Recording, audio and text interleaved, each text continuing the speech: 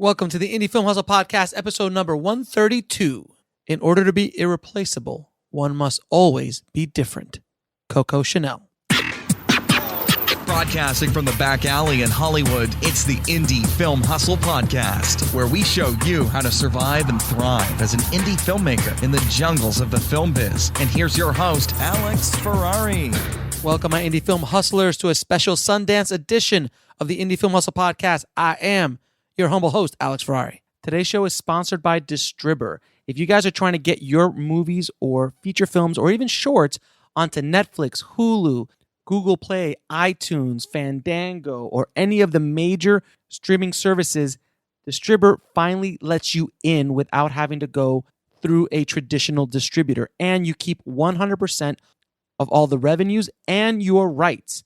So if you want more information, head over to indiefilmhustle.com/sellmyfilm. That's indiefilmhustle.com/sellmyfilm. The show is also sponsored by Hollywood Camera Work. If you guys are interested in learning how to direct actors and become a actor's director, Hollywood Camera Work has developed an amazing master course called Directing Actors.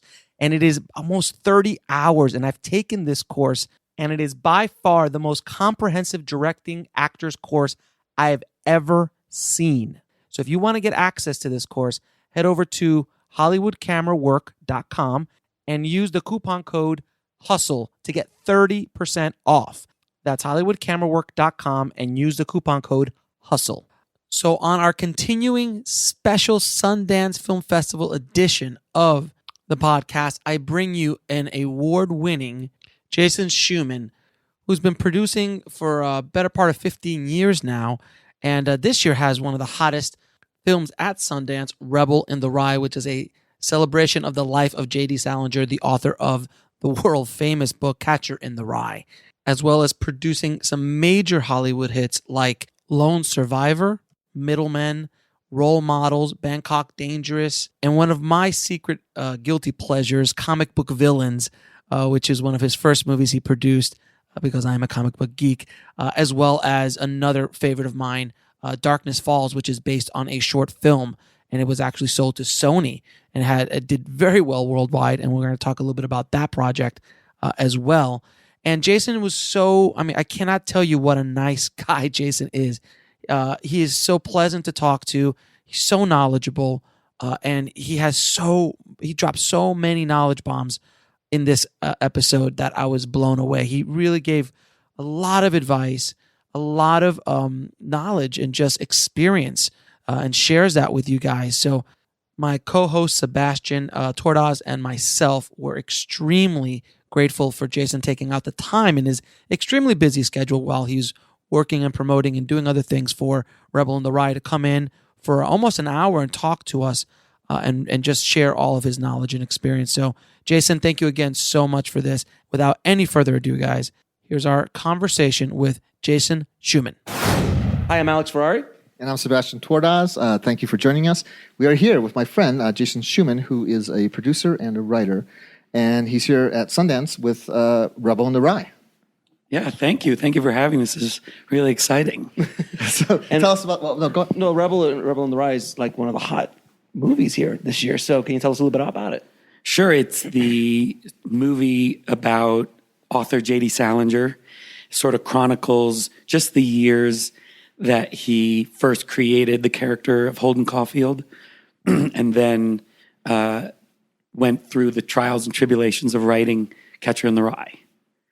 So it's sort of like, it's sort of like Capote, the movie, where that movie was all about, it wasn't a soup to nuts movie about Truman Capote. It was about his writing in cold blood. Right. So that's sort of the best way I could describe this. This is about J.D. Salinger and the writing of Catcher in the Rye. So generally, speaking as a producer, this is not a 4-quadrant movie and a big budget, like broad audience movie. How did you get No, I actually disagree. Oh, okay, good. Tell me. I actually would have to disagree too, because it's Catcher in the Rye and everybody knows what it is. Right, we approached it from indie spirit of like making a artistic movie, but from a commercial standpoint, we always felt like, look at the YA novels that are coming out now, the Paper Towns and the cancer one with I'm blanking on the name. Yeah. I forgot. Fault in Our Stars. Fault in Our Stars, yes. These are books beloved by young adults, by high school kids, college kids, and there is no bigger YA book than Catcher in the Rye. Right. Hundreds and hundreds of millions of people have read it over the decades. Yes, you're absolutely right. So we're hoping that we captured the spirit of the book, even though it is not an adaptation of the book, and that the subject matter, JD's journey, can be marketed in that way. That's our hope. Who's in the film and who's the filmmaker? So it's Nick Holt plays J.D. Salinger. Kevin Spacey plays his professor.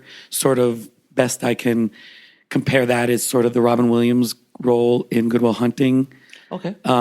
Inspires him to get through his PTSD and his trials and tribulations. And then Sarah Paulson plays his agent. Yes. And then the filmmaker is Danny Strong. And tell us a little bit about Danny and how did you, you're friends with Danny, so how did this project come about and what was that relationship with you and Danny? Really, I mean, I've known Danny since college. He was an actor first and he starred in a lot of my student films. Okay. And so we've been friends all these years and I've watched him go from character actor to become somewhat of a matinee idol in Gilmore Girls and the Buffy, and then watched him turn his life around with an amazing writing career, starting with Recount, Game Change, Butler, the Hunger Games movies, and Those little movies. Little movies. Little movies, right. Still a YA, by the way. Yeah, it's Yeah. very, you're right. And now a friend of his, Eli Gonda, had mentioned this book to him about J.D. Salinger. And he read it and optioned the book and just on his own wrote the script, so that he could own it and control it. And I read the script and I just begged him. I begged him to let me help him in any way because I just thought it was so brilliant. Not only the material and the subject matter, but I personally identified with Salinger's journey as he's a young Jewish kid and just has certain issues with growing up that way. And then his struggle to be an artist was just the way that Danny wrote it.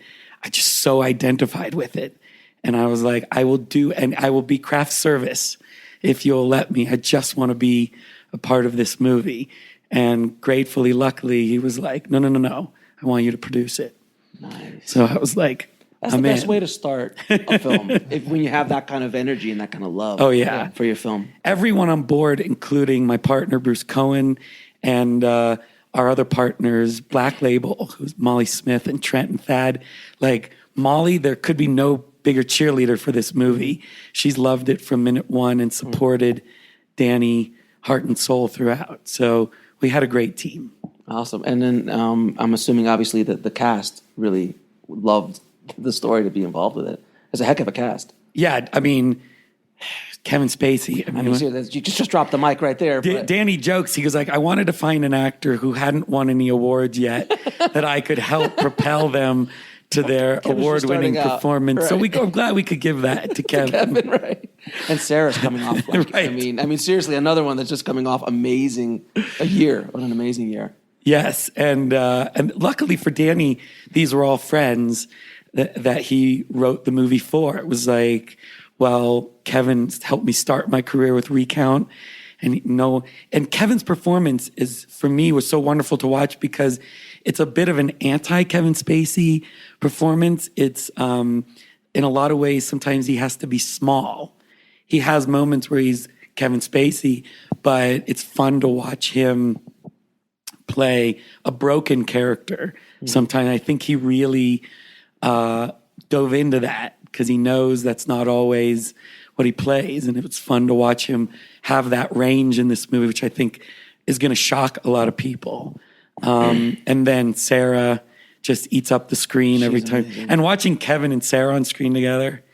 I just had the director of Blue Jay on the show. And, great. And he was telling me all the Sarah, her and Mark Duplass worked just amazingly. And she's amazing. She's amazing. And she's just been one of those actresses that's been working for years and now finally getting a lot of attention. Oh, yeah. We'll be right back after a word from our sponsor.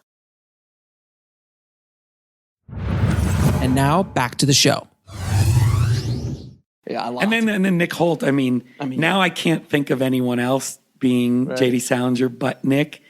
So it's hard for me to even, to me, he is J.D. And I think the fans will agree. It's like, I've read the book many, many, many times, and I actually reread it over Christmas break. And now it's just like, he's in my head now when I read the book. So, now, how did it already screen? No. Not yet. Tomorrow night. Tomorrow night. Yeah. It's going to be a big screen. Well, I actually want to ask you, because I like how this kind of dovetails back to you and Danny going back to college, but I actually want to hear about you and all the other projects you've done as well. Because you've done a few. Quite a few. So you've worked on a lot of things. I kind of want to get your story from when you came out here and how you kind of broke in. Why did you jump in this crazy business? Well, my mom and I moved to Tarzana, where I was really bullied by some kids, and I learned karate from this really cool Mr. Miyagi? Okay. Joking.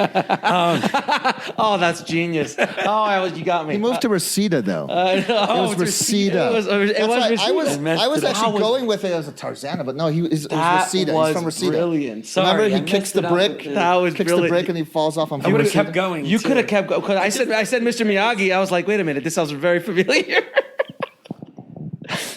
I was from Michigan, and luckily, I knew what I wanted to do when I was very young. And so at 10 years old, I told my parents, I'm going to go to film school. And since they just were like so overwhelmed that I knew what I wanted to do, that they were like, okay, whatever. Sure, and I was like, these are the film schools that are the best in the country. Which one I get into, that's what I'm going. And when I got into USC Film School, I literally thought like, oh, the heavens shined on me. I am the anointed one. Yes. I am the next great coming is that a thing? of Jewish filmmakers. All filmmakers think that when you get to USC, NYU, UCLA. You're done. So true. And then the whole summer, I'm like, I have this big ego. And then you go to orientation in late August and you see the other hundreds of kids that got in, and they all had, and it brings you right down really quickly. The reality just kicks in. Yeah, you're like, oh, I'm not. I have to actually work hard and like put in my dues and get to work. So that was a nice moment where I was like, oh, okay, it's not just going to come to me. But I did feel very grateful because a lot of my friends had parents who didn't quite, like, well, I don't understand. You should go to business school. You should go to law school. Mm-hmm. And so they were there sort of under protest of their parents. And that's when I started to feel a lot of gratitude for the support that my parents were like, yeah, go, great. That is actually, because, I mean, when I had told my parents I was going to go, my mom said, yeah, my dad's like, what? Yeah. What is movies? Like, he took him 15 years to figure it out, what I even did, literally. So he was finally on a set, and he goes, oh, you run this? Oh, okay. This was hilarious.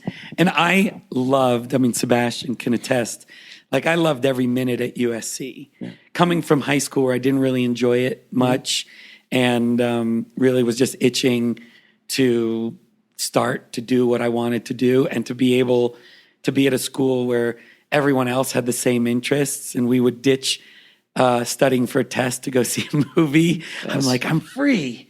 Mm-hmm. This is great. I can do whatever I want. And it wasn't to party.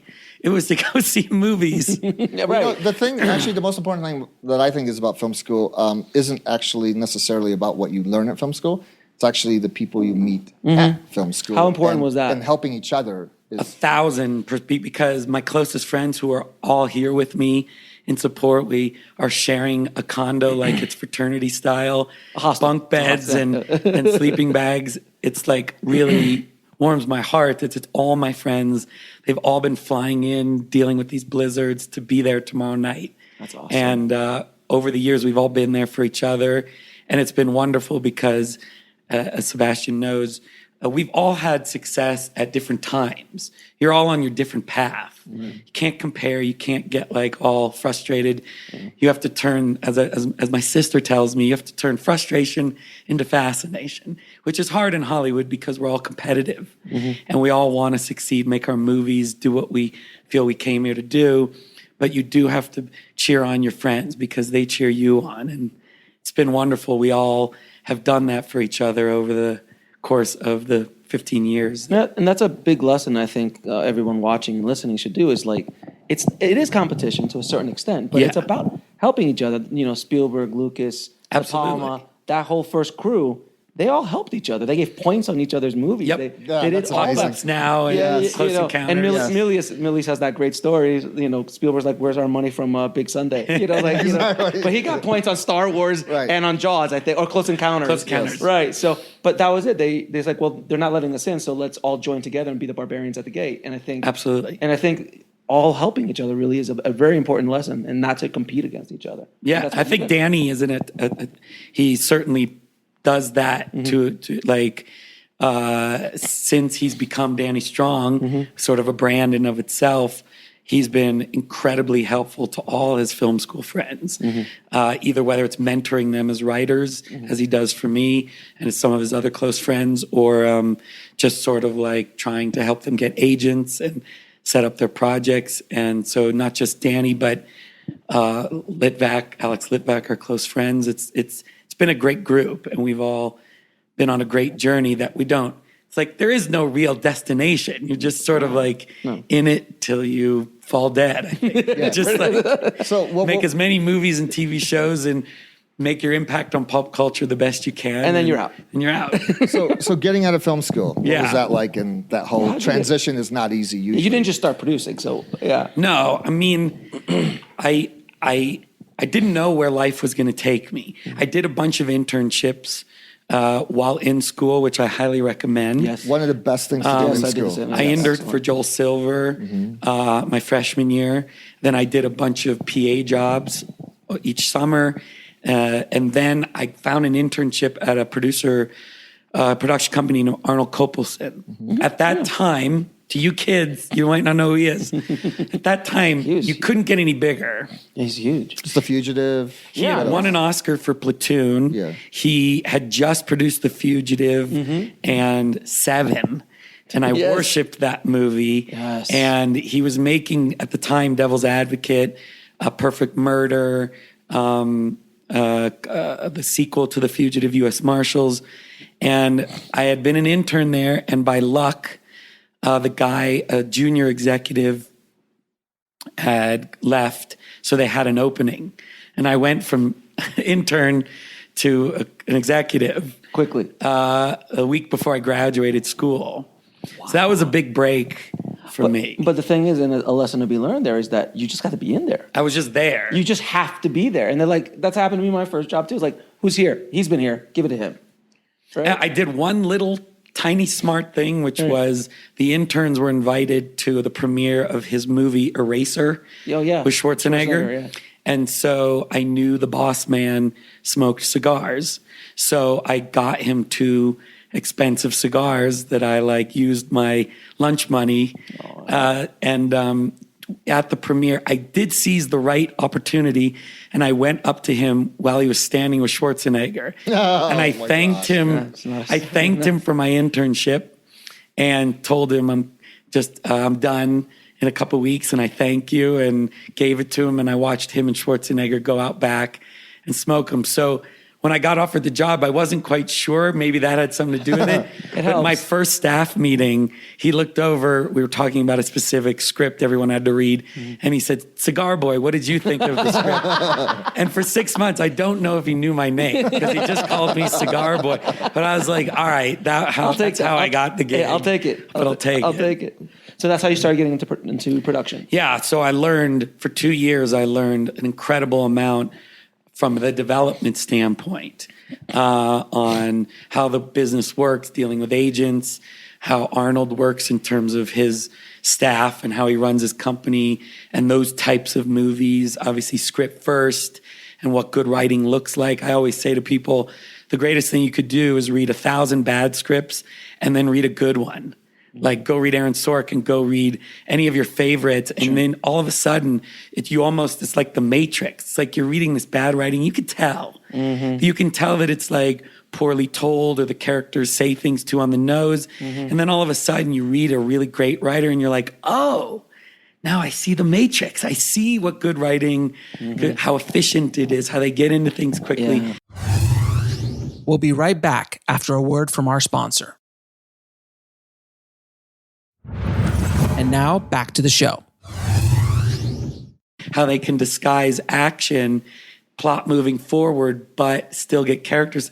So like that was the greatest sort of learning curve I felt I could have. And then being completely young, naive, and too ambitious, after 2 years, I quit. You're like, I'm good. So you were a C at the time when you quit. I was C. Okay, go on. Yeah. I quit to go produce my own movies. And how did that work out? It worked out, but how did it work out at first? Right. I had an opportunity. My very best friend at the time, who actually didn't go to USC Film School, but for shame. You can't make it if you don't. A guy named William Sherrick. Yes. He was working. This is our like Harry Met Sally story. He was working the 28th floor at Fox Tower. I was working the 14th floor. And so we were best pals, and we would always hang out. We'd have lunch together. You message each other. This is pre-smartphone. Okay. No. But we would go up and down and hang out at each other's office. We had an opportunity to make some independent movies, and we took it. And it was an opportunity to get out of the office and actually be in the action. Around what year was this? This was like 98, 99. And look, for young filmmakers, depending what you want to do, if you want to work behind the scenes and be in the office, and then I was in a great position. But I really yearned to be on set and be a real, like, all-encompassing producer. And I felt like I had learned a lot about script development and agents and all that, but I really wanted to learn how to actually physically produce a movie. And so did William. And so we started our company, which was Blue Star Pictures, and made these two little indie movies and like $1.5 million each. That's not that little for back then. $1.5 million each. Not bad. But there was a different amount of money flowing right then. It was the 90s still. This was we got .com money. This was before the bubble burst. Right. So we made the two movies, and it was wonderful. We got to be on set and produce them, and we didn't make anything. Like I told my parents, like I need a little help. And they're like, but you're a producer now, and you quit the stable job. I'm like, welcome to Hollywood. What happened with those movies? Did they get distribution? No, they went like straight to, like, one was called Four Dogs Playing Poker. Warner Brothers Home Video bought it, and another was, that's good. That's not bad, actually. It's Warner Brothers. The other was called Comic Book Villains, which I remember. I've seen that movie. Lionsgate. Yeah, Lionsgate was always sort of a part of it. They never distributed it theatrically, and this was way before like VOD windows. Well, being a comic book geek, I love that movie because we all pray for that the Ark of the Covenant comic book collection. That was the idea of the movie. It was just so brilliant. Like everything was perfect from the 50s. It was just a wonderful film. I loved it. Now there was another movie you did. Then we had a big break. We did Darkness Falls. Right. I was going to bring that. Darkness Falls was kind of like at that time. I was just probably a few years out of film school. And I remember hearing the story of Darkness Falls was a short film first. Correct. And then I got turned into a big feature, studio related. Yeah. And that doesn't happen often. So can you tell us a little bit about that story? Yeah, we teamed up with this horror master called John Hegeman. He was the marketing guru behind the Blair Witch and a lot of the sort of like come from nowhere and kind of grassroots marketing of horror movies at the time. And we actually got really lucky with the new phase of horror. Horror had kind of died a bit after the 80s and all the great franchises that had been created. So the mid part of the 90s, they had sort of died, and then Scream started bringing them back a little bit. And so really it was attested to, I think, the Ring movie. Right. Because we got lucky where they were like, the studio was interested in poking around with some supernatural horror, and John Hegeman was spearheading this project based on that short. And William and I got brought on to produce it, and we teamed up with this filmmaker, Jonathan Liebsman, greatest guy. Right. But he had also come off a short called Genesis and Catastrophe, which was all the rage in Hollywood. It was this really amazing short about the birth of baby Hitler. I've seen that short. It's amazing. You've actually seen everything. I'm impressed. No, I've seen. Yeah. No, I saw that show because someone sort of like, you got to watch this, and I saw that. I was like, oh my god, it really was. It's amazing. incredibly disturbing. It's so disturbing. Where you're watching the birth of a baby, and the baby's born, and it's an incredibly difficult birth. And then the doctor comes in and says it's weak, it's born premature, maybe we should kill it. And the father's like, yes, let's kill the baby. And the mother is like begging, please, please save the baby, please save the baby. And you're rooting for the baby to be saved. And then they like save the baby, and then it's like, oh, little Adolf Hitler. And that's the twist. And then everyone was like, I just blew And then my mind. the short film is over. And it was Is this on YouTube? Maybe. It probably on see YouTube. it? I saw it years ago. And I saw it because I think I was looking at who made Darkness Falls. So I was like, how'd this happen? So I always love to go in deep to see what the path is. As a filmmaker, you're just like, okay, you're always studying paths. Yeah. And that movie, I was like, well, shit, man, that was an amazing short film. Amazing. Wait, what's it called again? Genesis and Catastrophe. Birth of Baby Hitler. Yeah. Seriously, I'm gonna it's check it just out. So remarkable. we saw that. We met with him. We got him approved by the studio, Which is a really thing. difficult to do. And he was our brother in arms for like a year making that movie. What was the budget of Darkness? 12. Man, from a short film to 12. And for us to go from these $1.5 million. That's another thing. You had to be movies. vetted as well. And we were in Australia shooting for like 9 months. And none of us knew how to deal with special effects. It was just a lot of script rewriting and a lot of like educating ourselves on the history of horror and sort of Trial by fire. And we got really lucky because it was the perfect sort of thing of a lot of things. It was The Ring had come out a couple months before. Huge hit. So there was this thirst now for these kind of movies. And the Sony marketing team did an amazing job of selling sort of that Rings type experience.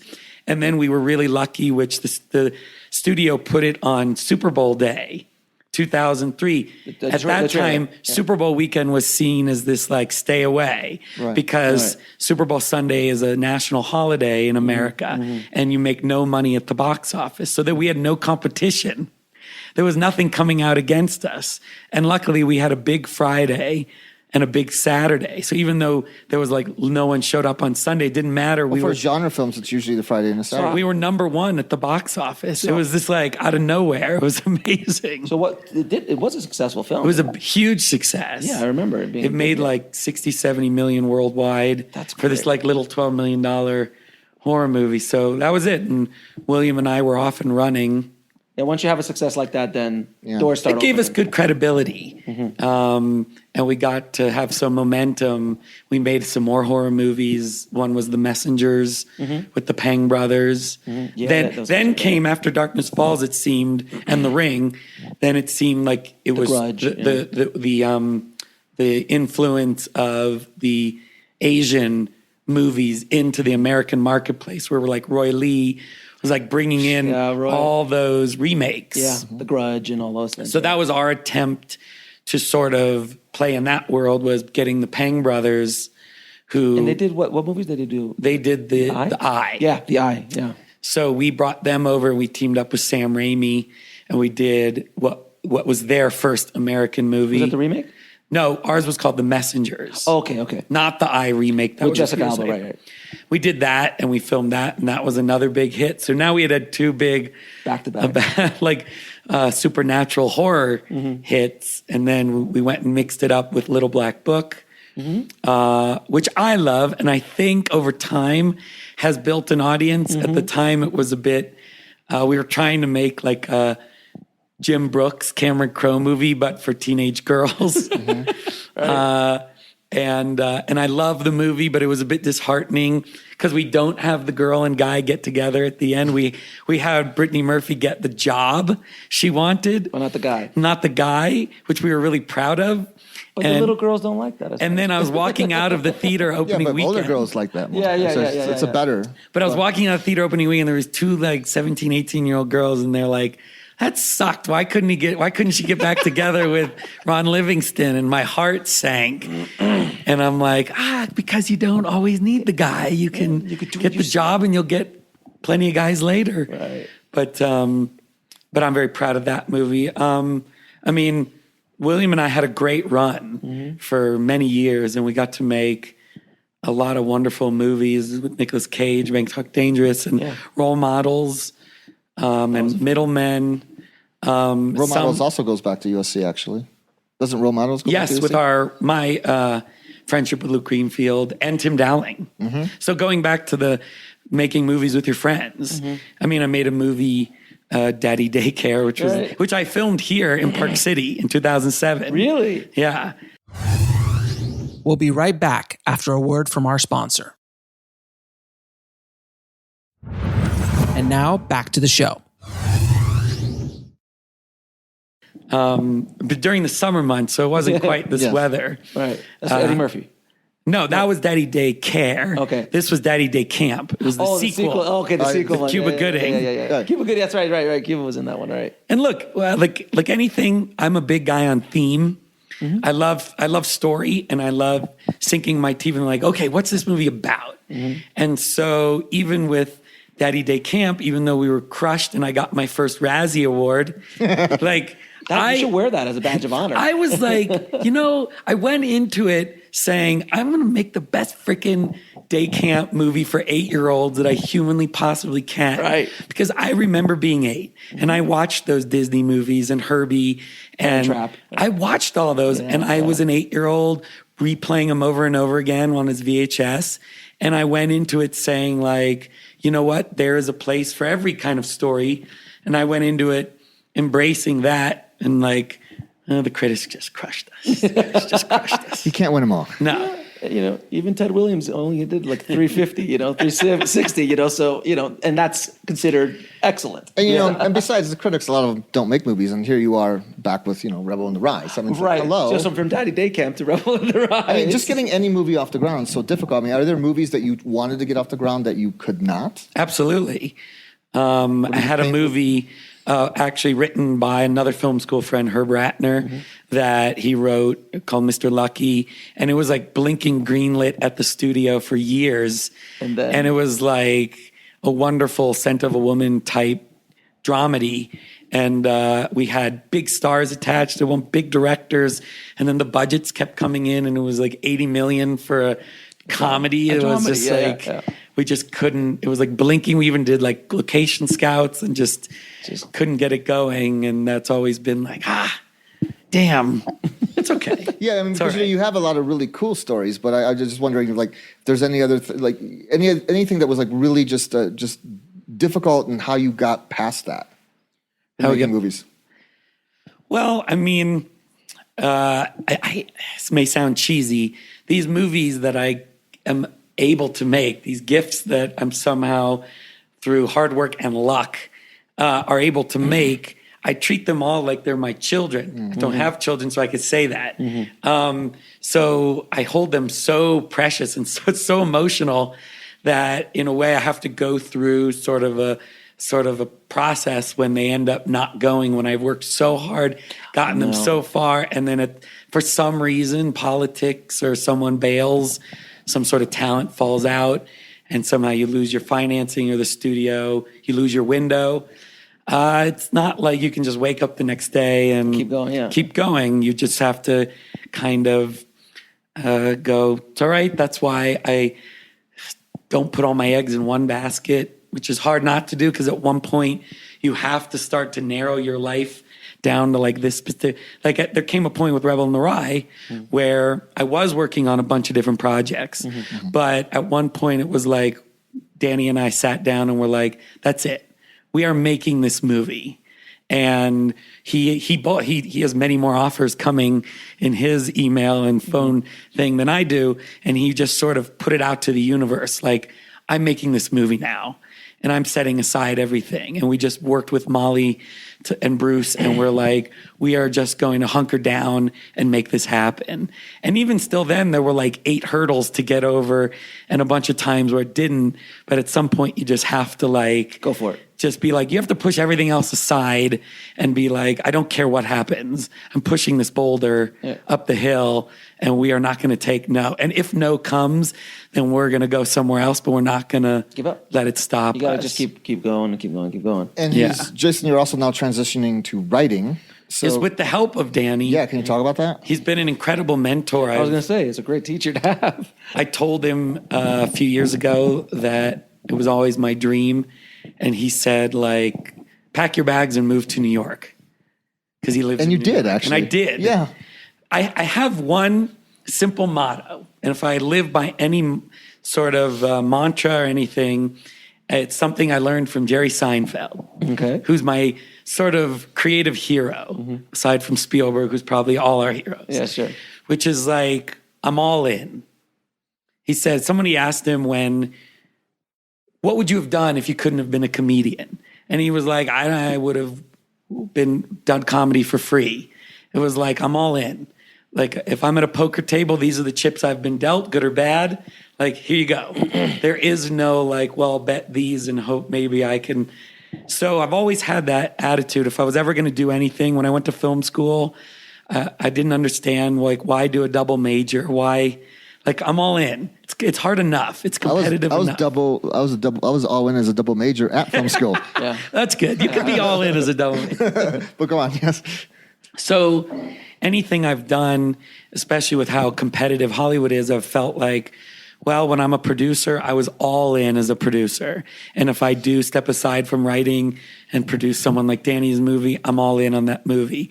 So when Danny made that proposal to me, I thought, you know what, if I'm going to do it, then I'm all in. And I'm going to like leave my LA life behind, and I'm going to move to New York, and I'm going to sit there with Danny every day, and I'm going to ask him questions, and I'm going to read all his stuff, and I'm going to read the books that he tells me to read, and I'm going to write all these bad scripts and give them to him and listen to all his advice. And he was good on every word he said. Like, and this is like while he was writing like huge movies. Right. He just sort of like took time to teach me his process, teach me how he attacks things, how he overcomes any sort of block he may have, how he approaches characters, dialogue, the writing, the just storytelling in general. And so I'll give a little credit to my work ethic and my creative juices that have been sitting inside all these years, and a lot of credit to Danny for allowing me to get to a place where I was able to get agents and sell some things. And Awesome. And now I was just scouting in Mexico for my first movie that I wrote that's going to get made. Are you going to produce it? That somehow also there was no producer on the movie, so I'm lucky enough to be the producer on my own movie. Is that a good thing or a bad? I think it's a great thing. Okay, good. What is it, by the way? I don't know this movie. It's a movie I wrote with a writing partner. His name's Eduardo Cisneros. He's basically the Judd Apatow of Mexico. You could look him up. He wrote and produced this movie, instructions not included. That's amazing movie. He was partners with Eugenio Derbez. Yeah. And we sold this pitch to Fox, a movie called Upgraded. And we are casting it now, and we just went down to Mexico City to location scout, and it's super exciting. That's awesome. So there's a little bit of checks and balances with Eduardo being there, because he's done this for 15 years. Right. So he instructions not he knows what he's doing. How did you meet him, by the way?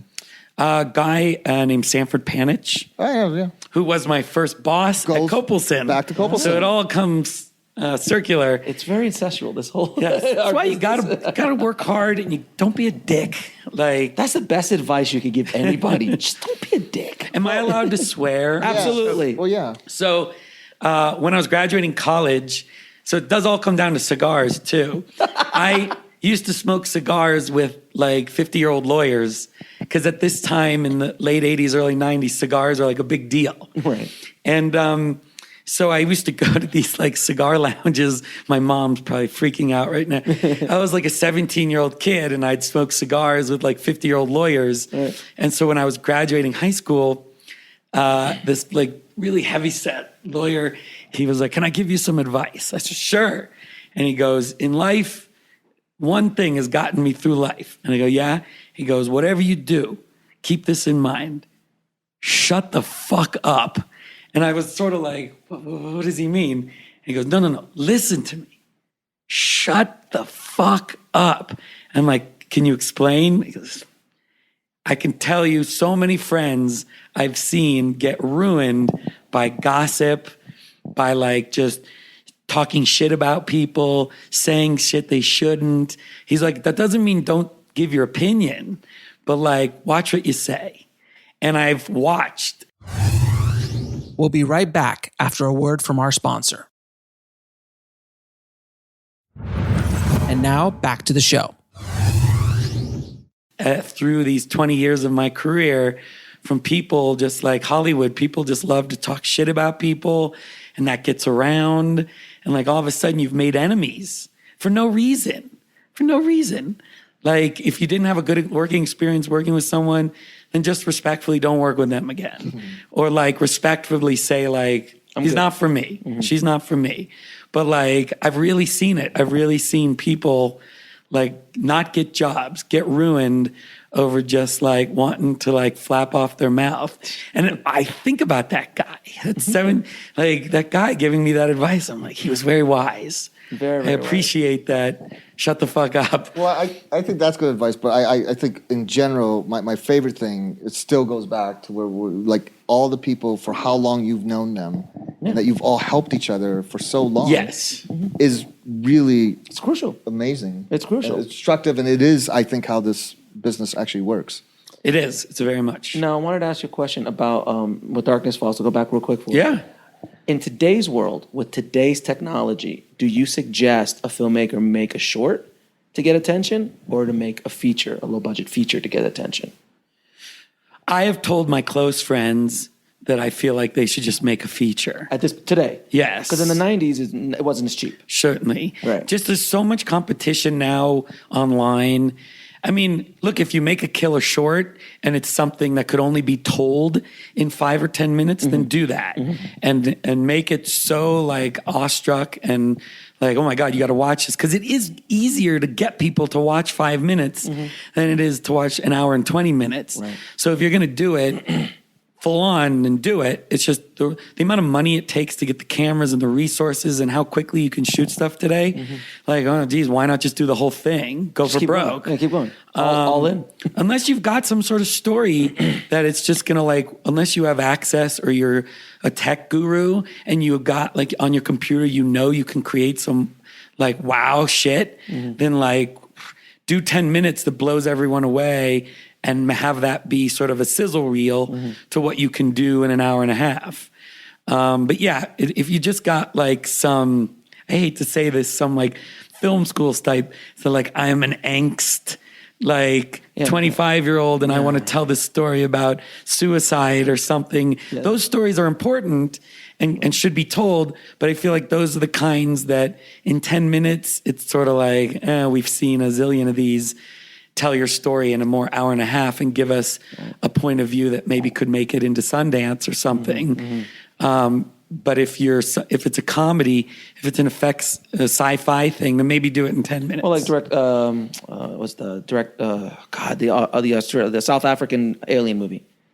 District 9. Exactly. District 9. Exactly. That was killer short. Yeah. Shows what you can do. And he also had a nice mentor with him, Peter Jackson, that helped the store. But that short got him. Mentors help. Yeah, of course. Mentors are a big deal. Mentors are huge too. But that's one in like the last. There's only a handful of shorts that really broke it out. I think your advice is very poignant right now. It's like make a feature if you can. That's my advice, and there may be 10 other people smarter than me saying differently. At the end of the day, just do it. Just do something. Just keep doing it. Just keep doing your art. Like your first script's probably not going to be great. Danny Strong's the first one to tell you. He just kept writing and writing and writing until he found his voice. You got to find your voice might not come to you. My voice is gone right now. Yes. We're at Sundance, so right. Ours was a little hoarse as well. But your voice, some people are old souls. Some people in film school can write a genius film script, get repped and sell their script. like I feel like when I was 22, I was like 15 in my in like maturity. Right. And so I was glad I had the years to like work at Copelson and then go make mistakes and go make indie movies, and then have, by luck, actually start making some bigger movies and learn. And so I feel like now, a little older, I found my voice and I know what I want to say, and I have like experiences and maturity. People who can have that at 22 years old, God bless. God bless. Yeah, I mean, look, we like I don't know about you, but like all filmmakers, I think we all go through those checkpoints. Like, I'm 23.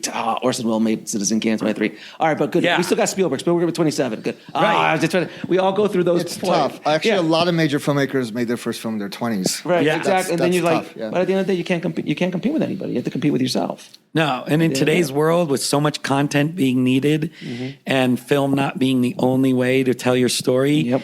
like some of the great showrunners today, like their stories are crazy. How they just traveled around for 20 years and then finally their show. You don't all have to be Sam Ishmael. Is that Yeah. the Mr. Robot guy? Like, so my advice is always, my advice would be to make the movie, but Jesus, just make it. Just make it however you can. If you only get enough money to do it as a short, then just do it as a short. Any action almost. Yeah. Just keep going. And then try to get it shown. But even more importantly, make it, push to get it shown, but don't have that be your everything. Like, because people want to see what do you want to do next? Is that short just a calling card like District 9 for a bigger movie you've got? Or is this $100,000, $50,000 movie just a tip of the iceberg of so much more stuff you've got in your soul that you want to give out? Like, there's that old thing, like so many musicians took 15 years to make that first album, and then the second album tanks because they were told, hey, you got it 1 year to make the album.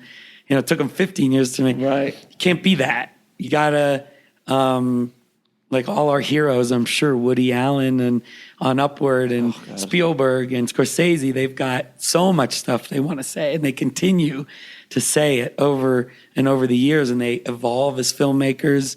So I always say, like, okay, you've made that movie.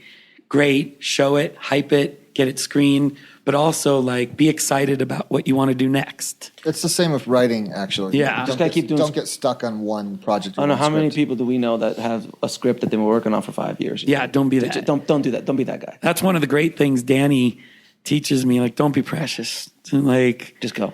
Like, it's going to be what it's going to be, and keep getting it out there. And if it wasn't made to be in the marketplace, then put it away and attack another one. Another great example you were just saying that it makes your point is Woody Allen's career. I mean, he's I think he's the only filmmaker who's made one movie a year. Yeah. For like, what, 20, 30 years now? Yeah. I mean, and that he's a machine. But he was smart. He kept his budgets where he wants them, and he just does his thing and just keeps going and going and going. And he's never precious. Yeah. He just keeps going and going. I mean, look, if your favorite filmmaker is like a Kubrick or something who did take his time, then so be it.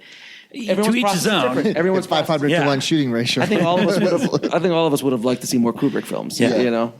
But yeah, agreed. Yeah. One last thing. Yeah. Last question. We ask all of our guests, name one of your favorite movies. My all-time absolute favorite movie is Apocalypse Now. Great. Because I love movies where I forget that I'm watching a movie. Mm-hmm. I don't even remember, like, there's structure, there's character. Like, I can watch Apocalypse Now and actually just think I'm with him on that journey up the river. How old were you when you saw it? I think I was in college when I first saw it. Oh. And to me, that is the greatest achievement in filmmaking. I had that experience watching The Pianist, where I was like, I forgot I was in a movie, and I was just watching him try to survive. And it's not the most, like, typical movies that are made, but when I find a movie like Apocalypse Now where I just forget I'm in a movie and I'm on this character's journey. Is there any other movie that does that for But you? what was the movie that made you Pianist. want to make movies? Because you were 10 when you said What you was wanted to make the movie movies. that kind of like So- It was Spielberg.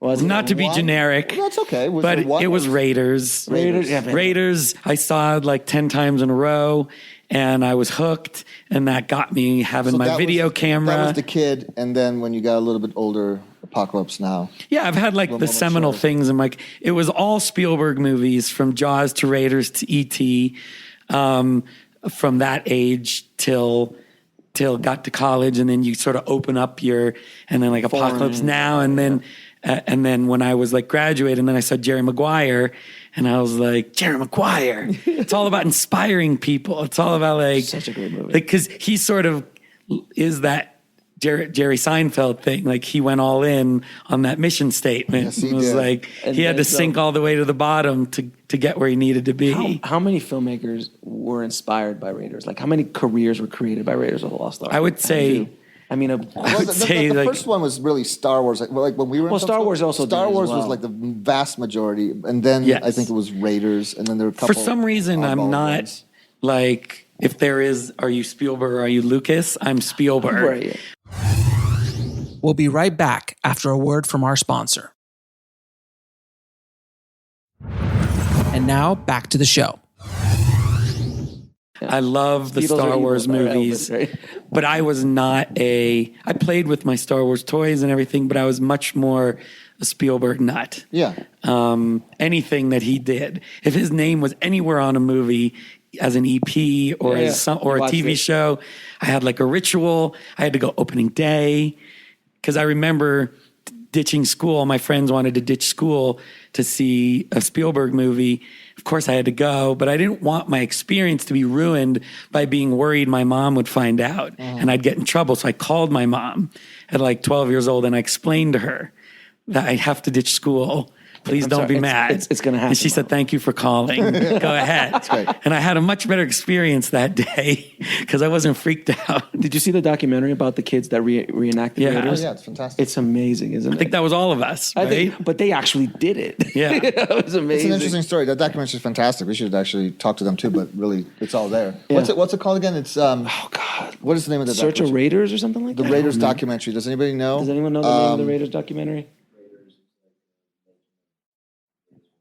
Yeah, Yeah, there's is it something about the some- greatest movie ever made. yeah, something- Raiders, the greatest movie ever made, or something like that. Or yeah, The making of the greatest movie ever made. yeah, something like It's that. phenomenal. It is phenomenal. And I don't think there was a greater moment in my youthhood, my childhood, Right. when I discovered that your garage door can be used as like the similar thing to the, and how many different scenes you can have with your video camera with like the garage door just closing. But they have the date flickering on some of the footage. It's just brilliant. And they're older throughout the whole thing. It's just such a brilliant movie.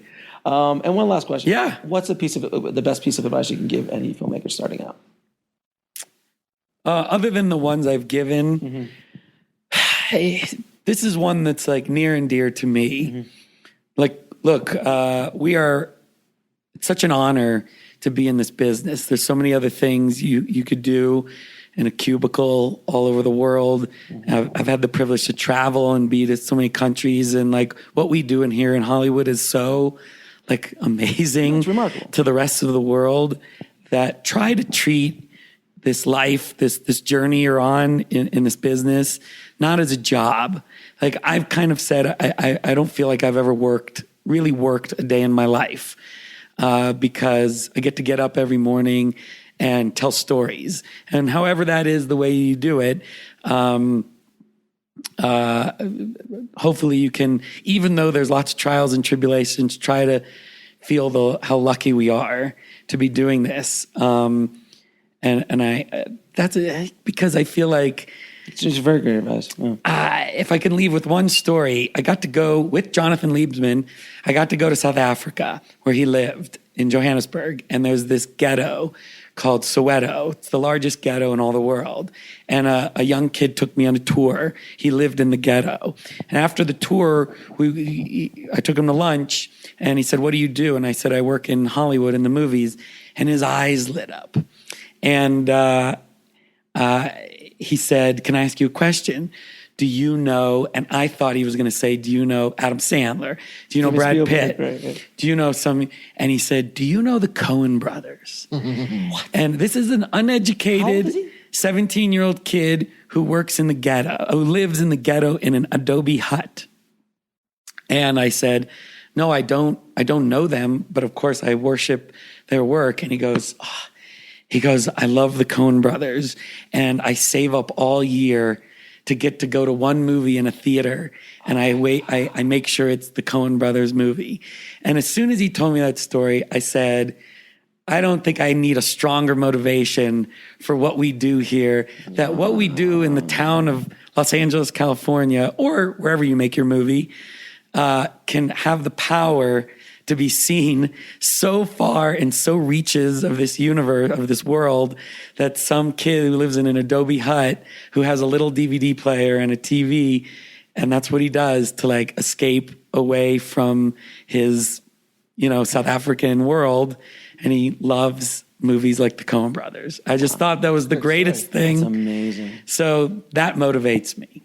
Very cool. Well, I think we should end it at that. That was an amazing story. Jason, thank you so much for being on the show, man. Jason. My pleasure. It was great. Thanks, guys. Thanks for watching us.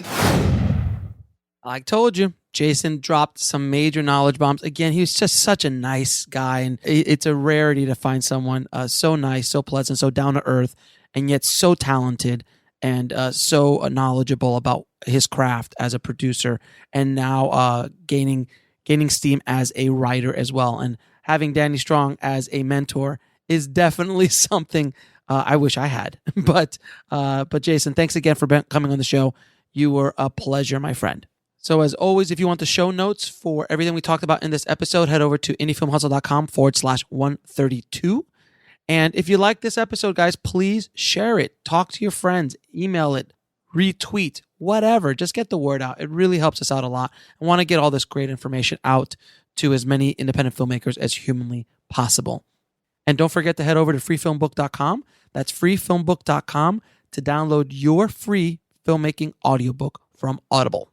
All right, guys, and I have another episode coming tomorrow, so stay tuned. I know you guys are going to get spoiled with daily podcasts. Like I said before, do not get used to it.